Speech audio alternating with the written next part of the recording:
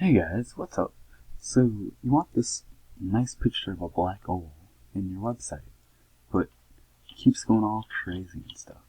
So, what you have to do, well, to start out, if you don't know how to do an image, it's IMG, not ING, it's IMG.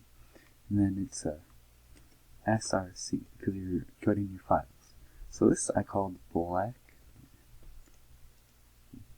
hole, and then it pulls up like this. But that's not good, because it pulls up right in your face. If you're in a half screen, then it doesn't look good. But if you're on a full screen, it does look good. So how do we fix this? Well, so width, we can do 100%. And then this will auto-align to anything.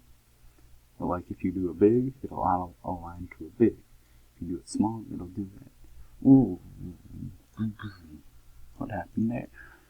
Well, so that's pretty much it. You can also do a lot of other crazy stuff, like in CSS, but that's for a different time. If you want, you can comment it, and then I'll probably do that. But besides that, have a nice day. Goodbye.